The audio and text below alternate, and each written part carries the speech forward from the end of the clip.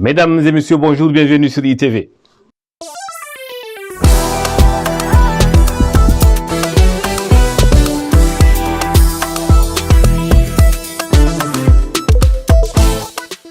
Le pont sonore entre l'Afrique de l'Ouest et le Canada.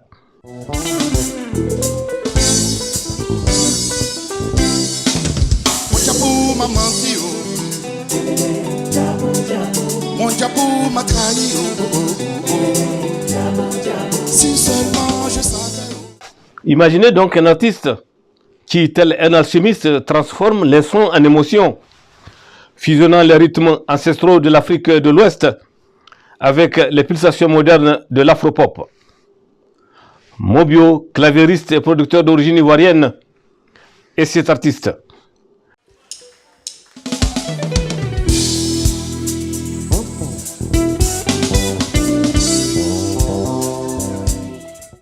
Installé au Québec depuis plus de 20 ans, il a su marier ses racines ivoiriennes à son expérience québécoise pour créer une signature sonore unique.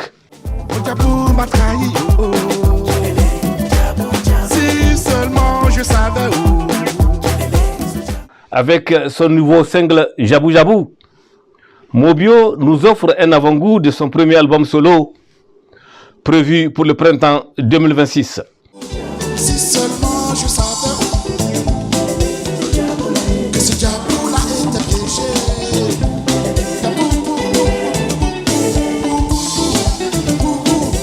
Ce morceau lumineux et rythmé est une véritable invitation au voyage où tradition et modernité s'entrelacent naturellement. Mobio y explore les excès d'une vie festive avec humour et finesse, tout en laissant transparaître les valeurs qui guident son parcours, c'est-à-dire l'amour, l'unité, le courage et la détermination. Mobio, comment décrivez-vous votre nouveau single Jabou Jabou et le message que vous souhaitez transmettre à travers cette chanson?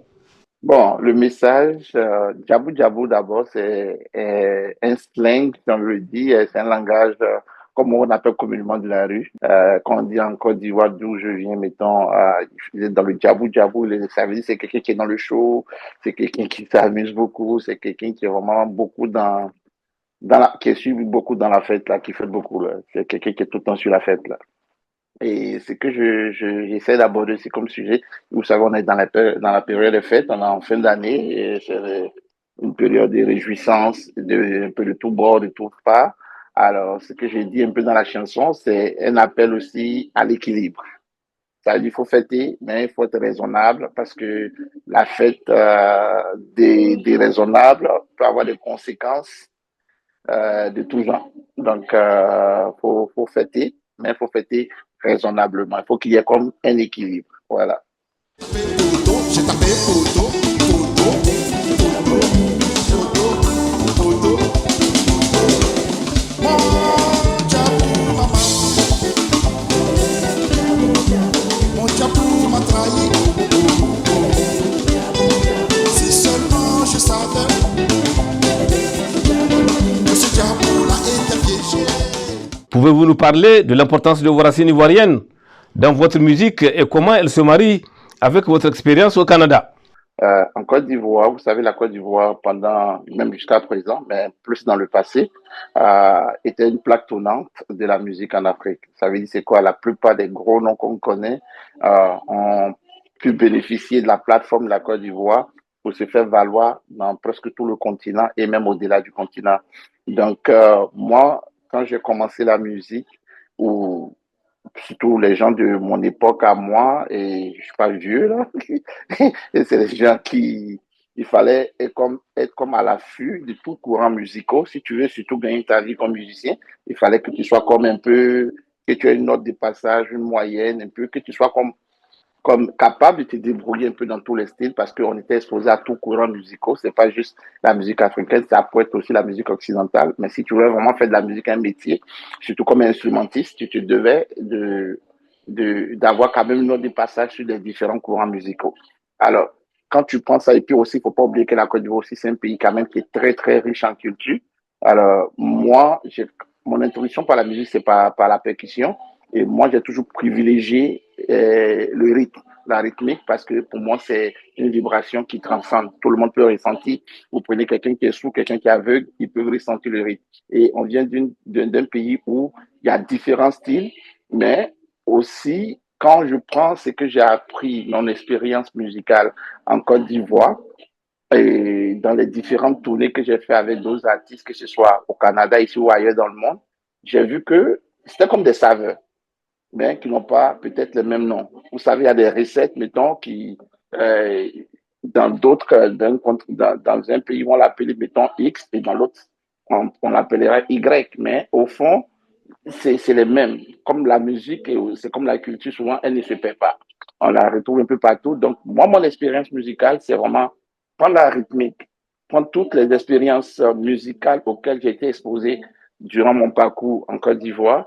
Et je me suis retrouvé au Canada ici, mais c'est comment marier maintenant tout ce que j'ai été, mon bagage musical en Côte d'Ivoire et mon bagage arrivé au Canada ici, parce qu'arrivé au Canada, je ne me suis pas juste contenté des essais dans la musique africaine. Il y a aussi, et je me suis frotté à d'autres styles de musique, comme le rock, comme le hip-hop, comme même le reggae, comme toutes sortes, même la pop et tout, et le jazz à l'occasion, la musique soul, le R&B.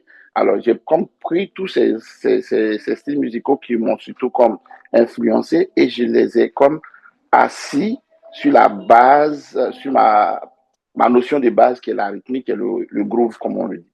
Donc, c'est le groove, mais avec différentes influences de différents types de musique de divers horizons. Comment voyez-vous le rôle de la musique dans la promotion de la diversité et de l'unité? Dans la promotion de la diversité et de l'intégration ou autre l'inclusion, je pense que la musique a un grand rôle à jouer. C'est juste que il faut qu'on donne la chance à la musique de parler. Parce que moi, je dis plus la musique va parler, moins les âmes vont résonner. Plus la musique, parce que il suffit, on peut dire, il n'y a pas un pays dans le monde où on n'écoute pas de la musique.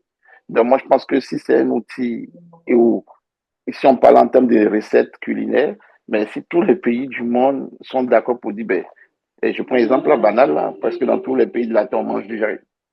Mais si on trouve que juste en partageant un plat de riz, on peut, le temps d'un repas, le temps d'une musique, le temps d'un spectacle, on peut oublier tout ce qui nous différencie, tout ce qui nous diverge, mais le temps d'une musique, fait que si on laisse la place à la musique, moi je dis plus on aura de musique, plus on aura un monde meilleur aussi, parce que c'est un langage universel.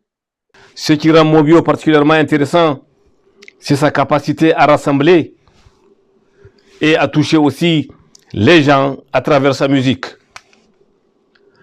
En collaboration avec des talents tels que Jonathan Zirignon et Noël Mpiaza, il a enrichi encore davantage de son projet, promettant un album aux couleurs chaudes et spirituelles, inscrit dans la diversité des cultures qui ont façonné son identité musicale. Les doigts magiques, Hassan Sek à la guitare, Hassan, Hassan, Hassan, Hassan, Manclélé, Manclélé.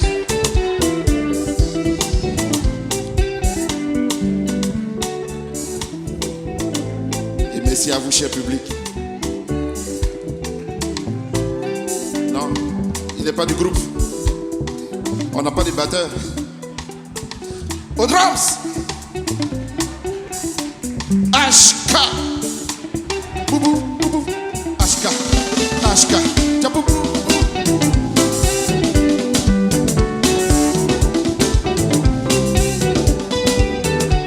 Merci Jimmy. Merci Madi au son. Merci pour l'éclairagiste. Merci à tous. J'espère que c'est parti remise. On va se revoir très bientôt. Prenez soin de vous. Et je vous souhaite un beau printemps.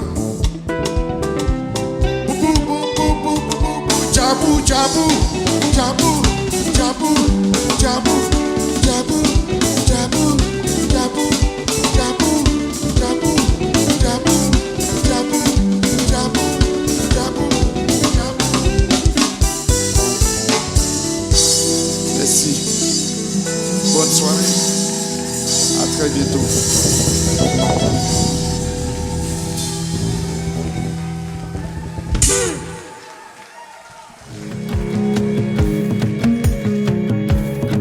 viennent d'horizons différents. Ils parlent des langues que vous n'avez jamais entendues.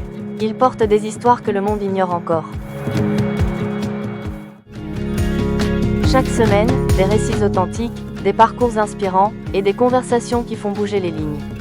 Parce que comprendre l'autre, c'est déjà changer le monde.